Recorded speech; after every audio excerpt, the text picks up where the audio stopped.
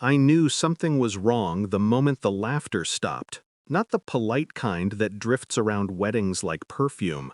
No, this was sharp, pointed, and aimed at me. I looked down at the table where they'd placed me. A small, elegant nameplate rested beside the cutlery, engraved in gold. My throat tightened. Not from humiliation, but from the cold, familiar weight of recognition.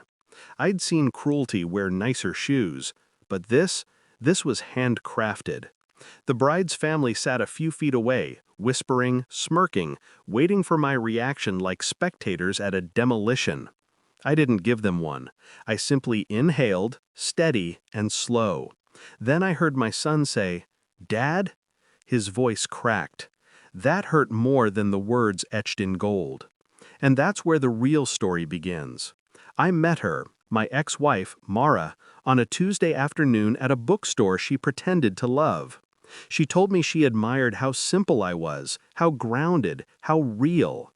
I took it as praise, not precursor. We built a life in fast forward. A wedding, a home, and then a son, Elias. He was born with my quiet, her eyes, and the gentleness she outgrew. For years, she said she loved me. For years, I believed her. But love doesn't vanish overnight. It erodes, grain by grain, until you finally notice the ground beneath you is uneven. It started with her phone, always face down, always silenced. Then the sudden girls' nights that felt too polished, too rehearsed. I watched her affection shift from present to performative. Her laughter became selective. Her eyes started skimming past me like I was furniture. One night, when she came home smelling like someone else's cologne, she said, "You wouldn't understand. You don't. Think on my level." That was the first time she called me less. Not out loud, not directly, but I heard it in the syllables she softened. The truth didn't come as a confession. It came as a forwarded email. An entire thread between her and her lover, mocking me, my job, my education, my simple mind, the father I was. "Elias will grow up knowing who the real father figure is," she wrote. "Not biological, just convenient." When I read those words, something inside me didn't break. It sharpened. I didn't confront her. Confrontation feeds ego. Silence feeds strategy. So I learned to wait and plan.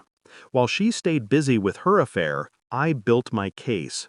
Financial records, messages, receipts, quiet meetings with a lawyer who understood men like me. Men underestimated until we weren't. I didn't want to destroy her, just free myself, protect my son, and make sure the world saw her, not the version she curated. When the divorce came, she expected me to crumble. Instead, I walked away with full custody, the house, and every legal advantage she thought I was too uneducated to even know existed. She left the courtroom shaking, not from anger, from exposure. Elias had insisted on inviting his mother, but she declined. Too awkward, she'd said, pretending to be the injured party. But she'd planted seeds that sprouted into that cruel nameplate, curated by the bride's family who believed the version of me she sold them. A fake dad, low-educated, less. They didn't know the storms I'd walked through to raise Elias alone. They didn't know the sacrifices. But my son knew. So when he saw the nameplate, he didn't hesitate. He stood up in front of everyone, voice steady, jaw set like mine, and said, "Dad, let's go." The room froze.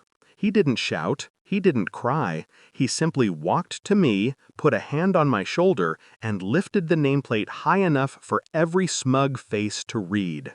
This man raised me, fed me, carried me. He is the only father I have. If this family can't respect him, then they don't deserve me. The bride's father sputtered, "Son, be reasonable." "My reason is right here," Elias said, pointing at me. "If you disrespect him, you disrespect me." And then he removed the ring, placed it gently on the table. The bride gasped, not out of love lost, but reputation threatened. He walked out. I followed, quiet, steady, the same way I handled everything. Outside, under the warm dusk sky, Elias exhaled. "I'm sorry, Dad." "You have nothing to be sorry for." He nodded, and for the first time in years, I saw peace settle in his eyes. Later, word spread like wildfire. The wedding collapsed. The bride's family tried to spin the story, but humiliation travels faster than damage control. As for me, I didn't need to lift a finger.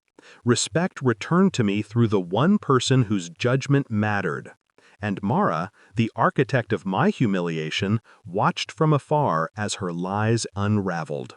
Revenge doesn't always roar. Sometimes it walks out of a wedding beside the son you raised right, leaving the people who mocked you to choke on their own silence. And that's the quietest, cleanest justice I've ever known.